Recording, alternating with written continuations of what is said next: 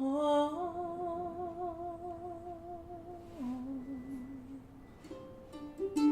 sending my heart to guide you. Come home, come home, come home.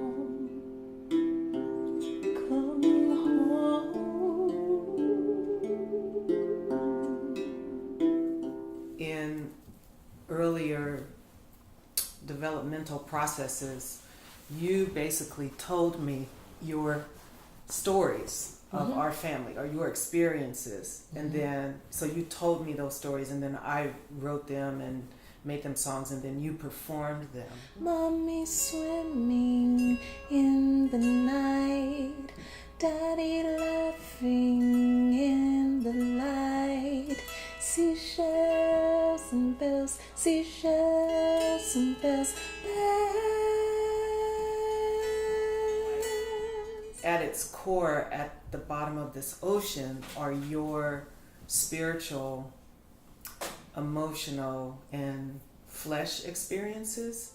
Sending my heart, sending my soul, sending my soul, I'm sending my heart.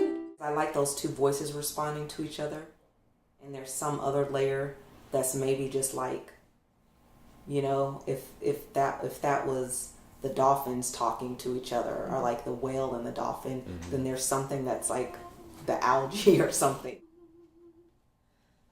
It's an instrument I just finished. It's an electric kora, and each of the strings has its own pickup on the inside, electromagnetic pickup. They're made from plastic sewing bobbins and neodymium magnets and magnet wire wound up. So they're all homemade and hot glued and glued in here. And magically, when I plugged them in, they worked. This is my latest one that I'm still getting to know. Generally, I'm struck by a particular form or concept or sense of experience, and then I start building the thing, and my work with the material informs the final outcome. When I start, I don't know what the outcome is going to be, and the process informs that. And in the end, I have an object that I can look at that shows me what I'm capable of, what the process, the journey the process took me through.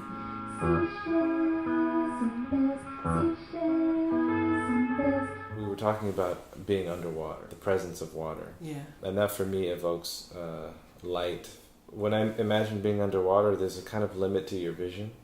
Because if you're surrounded by the sea, so you're being held by the water. And so what that makes possible is that things can enter into and out of your vision, because you're sort of being held in this larger vessel somehow. I see myself stationed, sitting in a designated area. I love just ringing the bell and inviting people to come to have a reading. I just love that.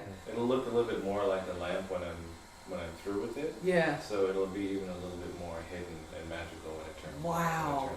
But this is the kind of thing I was thinking about, that when you're giving your readings, somebody might sit down and then a lamp near you might turn on. I just freaking love that so much. You can imagine that each person, and the way I was thinking about it is kind of like spirits and ancestors. The idea that when you sit down, you're calling someone to show up. That's right. So this feels like an apparition, or like like a representation.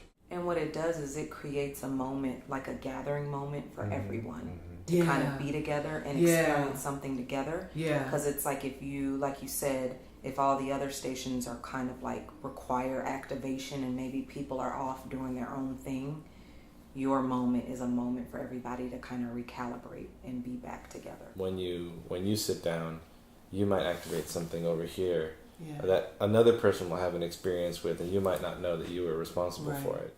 Ways of making you realize that your path through the world has these other consequences, and that they're all interrelated.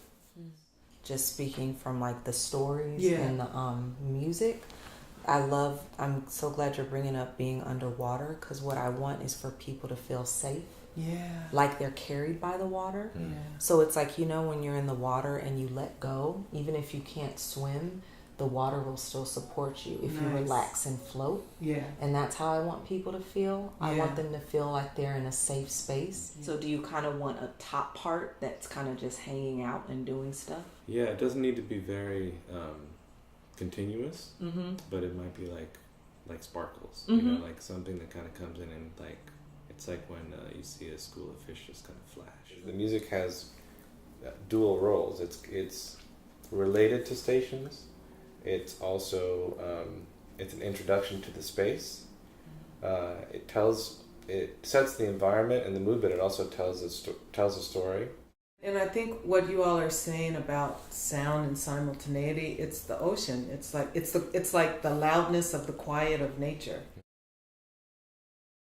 Because you have the deeper waves, and then you have the waves on top, and then what you're layering in. It really makes it like, if you imagine that's what people are hearing when they enter, like they're entering the ocean. I am loved. I am loved. I am loved. I am loved. Perhaps we're creating an environment where when people come in, they're open and they're having these experiences, and this is a space for them to explore that interconnectedness that they might have with other people. There may be a connection that you have with somebody who's grieving, or who's had loss, or who's celebrating, or who has a particular association with the kitchen, or a particular fragrance, or a pool of light, and you might not have ever found that common space together before you were in this space. So trying to create an environment that then facilitates a kind of discovery of our interconnectedness. Feeling, mourning, calling, telling. There's an outflow from the people into the piece. The reflecting table. Oh, nice. That has a phone on it, an old style phone. I call it the reflecting table because thinking about a reflecting pool. There's actually water on the surface of the table, and when you pick up the phone and speak into it, your voice goes into the water, changes the reflections that you see on the wall in front of you. Next, you have oracle readings and ancestors. And that's me. I'm thinking of a set of chairs. Somebody might be having a reading directly, or other people might be experiencing that reading happening. You know, you mentioned maybe somebody wasn't going to have one for themselves, but they could experience it. But so maybe there's a cluster of chairs, and nice. And there are things that happen when those chairs are populated. Next is the gathering, cooking, laughing, dancing, sharing. We talked about kitchen juke joint combo. We talked about that being a place where people could come and make their own spice mix too. I was thinking of making a curved spice rack that's backlit, so that each little vestibule has its own combination of spices, and in a way it's almost a backdrop for, it could be a backdrop for performance, because you basically have a segmented lit wall that can embrace a person, or maybe a pedestal or a table that people could come to and then pick their spices and make a little satchel and take that with them. And also the timers, thinking about on top of that cabinet, all the timers. I'm trying to think about how to unfold it into a performative space too. So if the song on its own gives people the opportunity to step in it and dance, then it becomes performative. And if you take away that sort of table, you're left with a pool of light. You know, so that's an invitation to step in and move. Maybe at the base there's something that resembles a dance floor. So the whole thing looks like a kitchen, but then you take another look at it and it feels like a dance floor. I love that. Very much. That makes me so happy. And I think we just have to, and we will, but create the space where people have permission. Where they have permission to have whatever experience they want to have. This connection that you're building with people that you wouldn't otherwise have. And the point of this is for them to carry a piece of it with them, even when they leave this experience.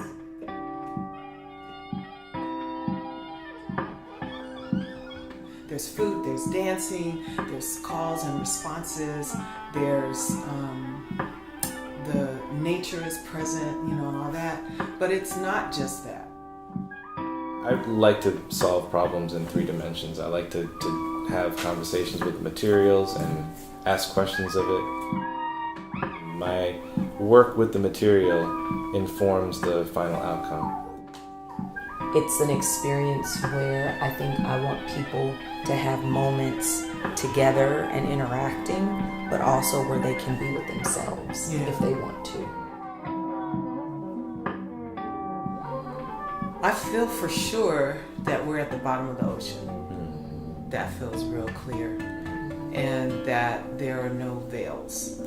So it's all there. Every single emotion, known and unknown, named and unnameable, every species, every spirit, every experience, future, past, present, it's all there.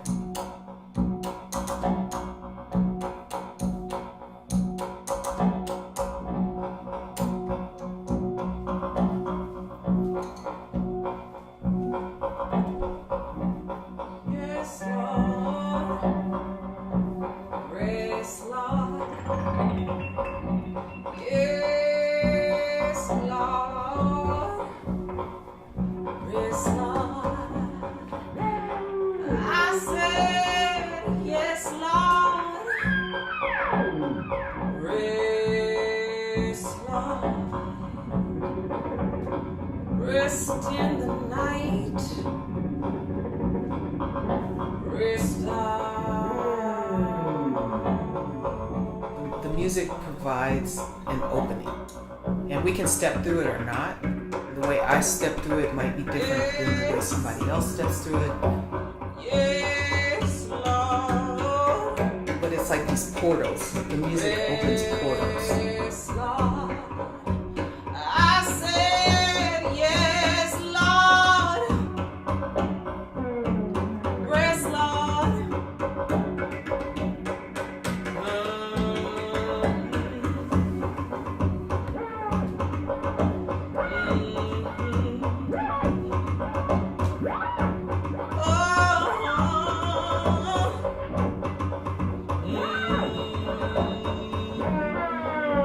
Very much the bottom of the ocean. So if I swim by, my ripple is going to have an effect. Yes. Your ass better rest. Yes. Sit rest. Yes, Lord. Rest, Lord.